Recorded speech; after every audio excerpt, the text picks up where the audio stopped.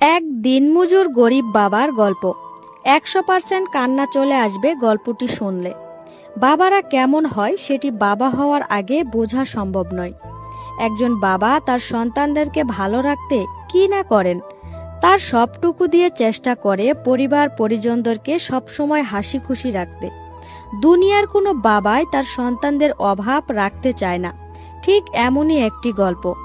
আশা করি দিনমজুর গরিব বাবার গল্পটি আপনাদের ভালো লাগবে, তাই ছোট্ট গল্পটি শেষ পর্যন্ত শোনার অনুরোধ রইল। এক গরিব বাবার গল্প।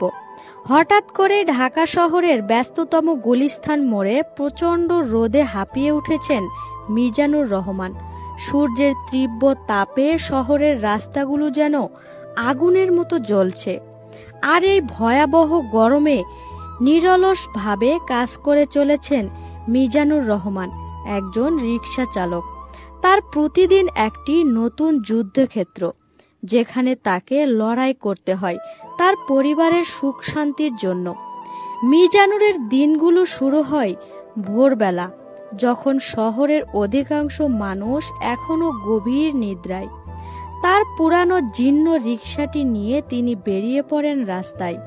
তার পিঠে রিকশার ভার এবং মনে হয় গভীর সংকল্প। আজও তার সংগ্রাম করতে হয়, কারণ তার ছোট্ট ছেলে রিয়াদ মাদ্রাসায় পড়ে। তার ছেলে রিয়াদকে উচ্চশিক্ষিত করার স্বপ্নই মিজানুর রহমানকে প্রতিদিন নতুন উদ্যমে রাস্তায় নামাতে বাধ্য করে।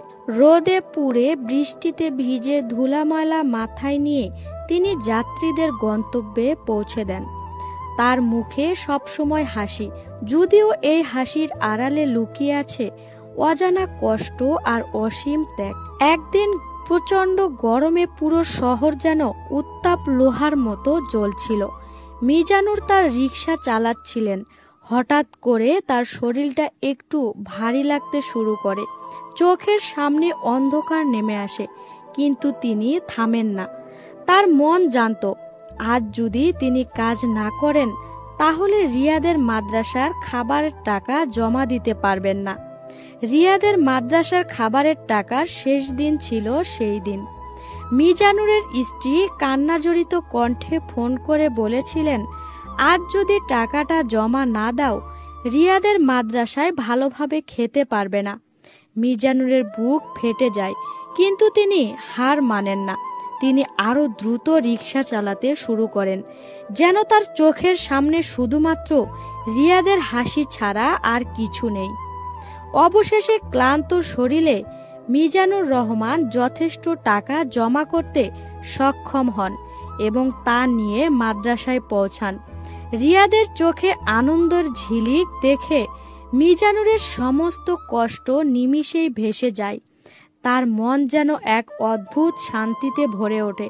সে মুহূর্তে মিজানুর বুঝতে পারলেন তার এই ত্যাগ এবং সংগ্রামের মূল্য কতটা গভীর। প্রত্যেক বাবাই একটি নীরব বীর।